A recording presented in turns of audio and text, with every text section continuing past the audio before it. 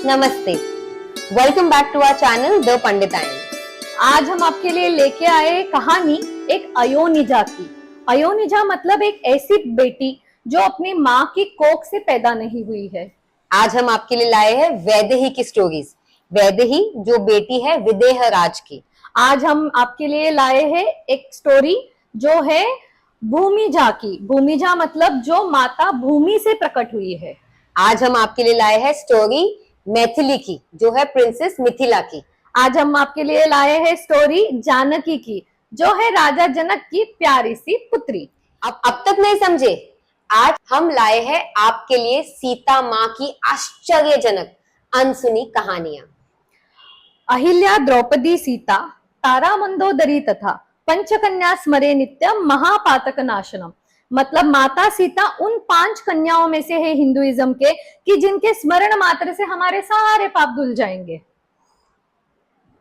सीता नाम का मतलब जानते हो आप? उसका मतलब है फरो। वो जो खेतों में सीधे सीधे लाइंस बनाए जाते हैं ना बीज बोने के लिए, वो। तो अभी सीता माता के जन्म की कहानी तो हम सब जानते हैं, पर थोड़ा सा बैक स्टोरी हो जाए तो वो समय ऐसा था जब पृथ्वी पे भूमि पे सारे असुरों ने डेमंस ने मतलब हैवॉक मचा दिया था, हाहाकार मचा दिया था, पाप का बोझ बढ़ गया था पृथ्वी पे। तो ऐसे में पृथ्वी माता किसके पास गई? हमारे प्रोटेक्टर विष्णु भगवान के पास गई मदद मांगने के लिए। एंड विष्णु ने हाँ कहते हुए कहा कि वे राम बन के अर्थ पे आएंगे एंड उसी साथ उनकी अर्धांगिनी बनकर आएंगी भूमि माँ मतलब गॉडेस अर्थ एंड लक्ष्मी, दोनों का मिलकर एक ह्यूमन फॉर्म जो होगी सीता। तो ऐसे ही पृथ्वी पे प्रकट हुई और वो राजा जनक को मिली एक खेत में बीज बोते हुए। उनको घर लाया, अडॉप्ट किया और उसको अपनी पुत्री की तरह ही उसका संगोपन किया। और ये सीता माता बचपन में ही खेलते खेलते उन्होंने शिव का धनुष उठा लिया था। अब परशुराम जी ने, ऋषि परशुराम जी ने ये देख लिया था सीता माँ को ये करते हुए। अब इतनी छोटी सी बच्ची ने शिव धनुष उठा लिया और उनको दिखता था पास्ट प्रेजेंट फ्यूचर सब कुछ। सो उन्होंने जाके राजा जनक को एडवाइस दिया कि ऐसे ही एक्चुअली आदमी नहीं कह सकते, ऐसे ही पुरुष के साथ सीता का ब्याह करा देना जो इस शिव धनुष को उठा पाए। तो नाउ कट टू सीता माँ का स्वयंवर। तो स्वयंवर में सारे बड़े बड़े राजा, पावरफुल राजपुत्र आए हैं, राजा आए हैं और सब लोग वो शिव धनुष उठाने की कोशिश कर रहे हैं, लेकिन किसी से टस से मस नहीं हुआ वो।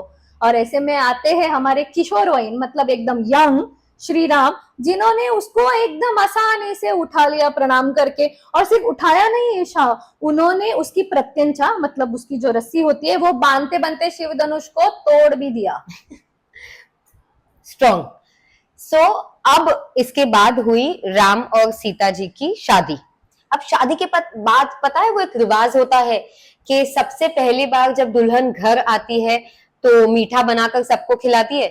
ये रिवाज तब भी था। ओके। तो और अब सीता माता ने सबके लिए खीर बनाई और सबको खीर परोस भी दी। ऐसे में आता है तेज हवा का झोंका और एक छोटा सा पत्ता आके, घास का पत्ता आके राजा दशरथ की कटोरी में गिर जाता है। अब सीता ठहरी नई नवेली दुल्हन अपने ससुर जी को कैसे बताती?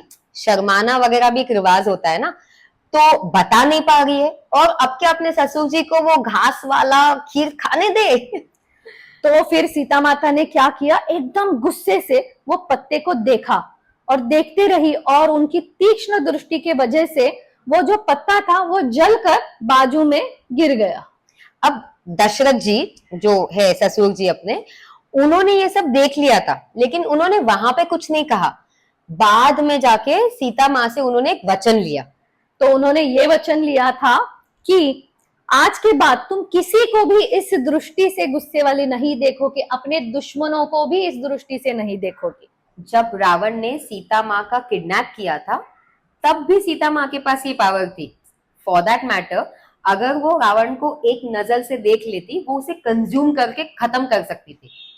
बट सीता माता तो अपनी वचन के प्रति पूरी तरह से डिवोटेड थी, तो उन्होंने कभी भी रावण को डायरेक्ट नजर से नहीं देखा। प्लस वो पतिव्रता थी तो वो पर पुरुष को देखती भी नहीं थी। तो उन्होंने राजा दशरथ को दिया हुआ वचन पता है कैसे निभाया? वो जब भी रावण उनसे मिलने आता था ना, फोर्स करने के लिए कि शादी करो, तब वो घास का पत्ता लेके कंटिन्यूअसली वो घास के पत्ते को देखती। रावण को उन्होंने कभी नहीं देखा। So amazing. She was really a woman of steel. और वो याद है ना तुमको, हमने बात किया था जब हनुमान जी लेने गए थे, ढूंढने गए थे सीता माता को, तब हनुमान जी के कहने पर भी सीता माता ने अपना निर्धार दिखाया था और उन्होंने हनुमान जी को उनके साथ आने से मना कर दिया था। I mean, so true यार। अगर मैं उनकी जगह पे होती और कोई मुझे ढूंढने, लेने, छुड़ाने whatever आया होता, मैं डेफिनेटली उनके साथ भाग के या उड़ के चली जा चुकी होती। बट नॉट सीता माता। सीता माता के लिए ऐसे कठिन समय में भी अपने और अपने पति का ऑनर और प्रॉमिस, वचन पूर्ति बहुत इंपॉर्टेंट था। या आई मीन इट्स ट्रू। क्या कहते वरना लोग कि राम खुद उनको छुड़ाने के लिए नहीं आए, हनुमान को भेज दिया। रघुवंश की वो रीत है, प्राण जाए पर वचन ना जाए।